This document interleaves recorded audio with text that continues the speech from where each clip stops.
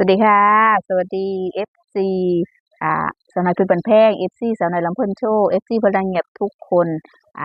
เขาจะมาพูดถึงคืนวันที่28เนาะสีสาวน้อยลำเพิ่นโชว์เพิ่นได้ไปแสดงที่บ้านหัวสร้างเสือกตำบลเมืองแก่อำเภอสตึกจังหวัดบุรีรัมย์ในมือนั้นเกิดเหตุการณ์บ่คาดคิดเนาะเกิดขึ้นกับศิลปินช่วงที่น้องวันใหม่เพิ่นกำลังโชว์เดี่ยวบนเวทีและช่วงนั้นน้องกำลังฟ้อนนำแล้วก็บ่มีแดนเซอร์พร้อมคืออยู่เดียวๆเลยก็มีผู้ชายเนาะอาจจะขี้เมาหรือเปล่าเมานั่นแหละขึ้นไปบนเวทีอ่าน้องก็ตกใจอย่างแรงแล้วก็แถมดีพ้องพ่อกันชัยจนน้องได้มองหาพ่อกันชัยแล้วพ่อกันชัยก็เลยได้เอิ้นน้องกดเนาะพิธีกรแล้วก็ดีที่ว่าผู้รักษาความปลอดภัยนะเจ้าหน้าที่เพิ่นก็ขึ้นไปรวบลงมาอย่างเร็ว น้องตกใจอย่างมากเนาะก็บ่คาดคิดว่าสิมีเหตุการณ์แบบนี้แล้วมันก็บ่สมควรที่สิมีแบบนี้นำเพราะว่าอ่าบ่สมควรสิขึ้นไปเทิงเวทีเลยเนาะเพราะว่าศิลปินเขากำลังทำการแสดงเนาะมันเป็นภาพที่บ่ดีเลยสำหรับมื้อคืนวันที่28ที่ผ่านมาเนาะเพิ่นอ่าก็ได้จัดการไปรวดเร็วแต่ว่ามาพูดถึงน้องวันใหม่เนาะตั้งแต่ไปขึ้นลำเพิ่นโชว์ก็ได้การตอบรับอย่างดีเลยเพราะว่าช่วงที่ประกาศชื่อน้องวันใหม่ออกเวทีเนาะก็มีเสียง FC หลายๆคนเพิ่นก็มาให้การต้อนรับหมายถึงว่าตบมือต้อนรับหรือไปยืนตรงหน้าเวทีก็เป็นการบอกได้เลยว่าเป็นการต้อนรับที่อบอุ่นสำหรับตั้งแต่วันใหม่ขึ้นไปเนาะไปอยู่แล้วเป็นการต้อนรับสำหรับสองเก๋อเลย13คนระหว่าง13ปีเนาะสำหรับน้องวันใหม่แล้วก็น้องมิว2เสี่ยวเหี่ยวไซบอนฉายาที่ FC เพิ่นตั้งให้เนาะช่วงที่น้องกำลังสิฟ้อนพอดีก็บ่เฮ็ดก็บ่น่าเชื่อเฮาไปเบิ่งภาพบรรยากาศบรรยากาศกันนิดหนึ่งพี่น้องว่า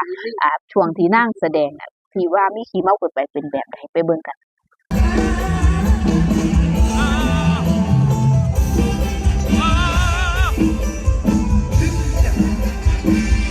พิธีกรเรียกกดพี่กด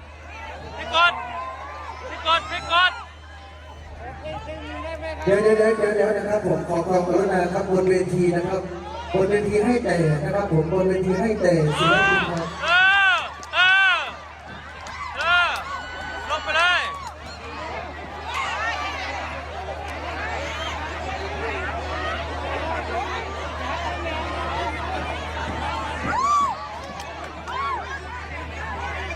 มันม้วนหลายนะนี่ไง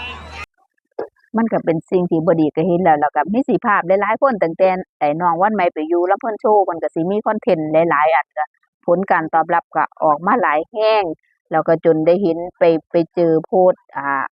พ่อกันชัยเนาะเพิ่นโพสต์ถึงบอกว่า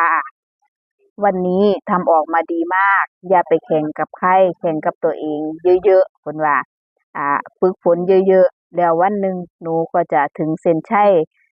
ถ้าเดินตามที่ทางผู้ใหญ่ขีดไว้ให้สู้ๆจ้าวันใหม่อนันตยาอันนี้คือจากเพจพ่อกันชัยเนาะธนาดลเครือโสมเพิ่นได้ลงไว้เนาะที่ว่าที่ไปแสดงที่บุรีรัมย์ก็ถือว่าพ่อกันชัยก็เห็นแววหรือว่าผู้บริหารเพิ่นเห็นแววก็ให้แสงแล้วก็ผลักดันจนน้องก็มีชื่อเสียงขึ้นมาแล้วก็มีคนรู้จักสำหรับน้องๆวันใหม่เพราะว่าขึ้นเวทีนางก็เก่งแล้วก็เล่นคอนเทนต์ก็เฮ็ดคอนเทนต์กับพวกพ่อกันชัยกับน้องมิวก็ไปได้ดี FC กำลังติดตามกำลังมีกระแสสำหรับน้องวันใหม่ขึ้นเวทีเวลาน้องนางร่ำนางฟ้อนนี่โอ้ยบ่ธรรมดาสำหรับน้องวันใหม่แต่ก็ต้องฝึกฝนไปอีกหลายเมื่อคืนนี่ก็เป็นภาพบรรยากาศที่ช่วงน้องมิวร้องเสียงน้องบ่มีเสียงหมู่บ่มีน้องวันใหม่ก็ส่วนเอาหมู่ดีคักแล้วก็จะมีภาพหลายๆคนที่เขาปฏิบัติต่อกันไม่ว่าวันใหม่ใส่รองเท้าอันนี้ก็เพิ่นก็ใส่เกือบให้กันหมู่กันแบบเห็นก็เป็นภาพที่อบอุ่นสำหรับเด็กน้อย2คนเนาะก็ขอให้รักกันแล้วก็ดูแลกันแบบนี้ตลอดไปก็สิมีภาพหลายๆอย่างเพิ่นแกล้งเพิ่นเล่นคอนเทนต์กับพ่อกันชัยบ่ว่าไปเฮ็ดคอนเทนต์กับพ่อกันชัยที่เกี่ยวกับว่ารถใหม่หยังเด้อเฮาไปเอาภาพบรรยากาศดีๆงามๆที่2สาวเนาะเพิ่นปฏิบัติต่อกันให้ FC ได้เบิ่งจักหน่อยกันพี่น้องแล้วก็ช่วงที่นางออกแสดงคอนเสิร์ตแล้วก็มีน้องหมิวออกมาแล้วเสียงบ่มีก็ซอยกันส่วนกันร้องเพลงเอาไปเบิ่งภาพบรรยากาศนะคะ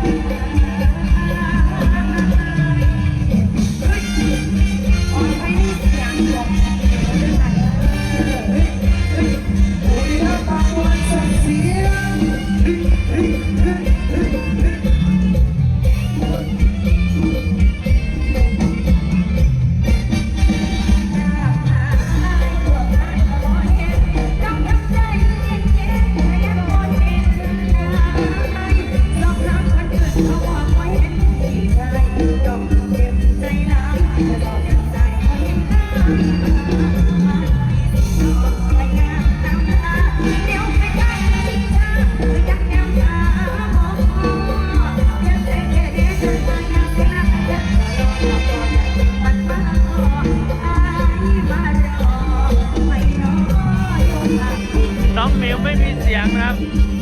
ไอ้หมิวรถคันใหม่ คันใหม่หน้าเยี่ยว โอ้ ใส่ ยซุ่มพี่ปอบ ไปไหนอ่ะ กระจบไปอย่างสวยงามก็ตามที่พวกกันใช้ได้พูดถึงว่าตอนนี้นางเฮ็ดดีแล้วค่ะต่อไปก็อยู่แต่บุญวาสนาว่าสิไปซ้ำใดก็อย่าแข่งกับไปแข่งกับตัวเองก็ได้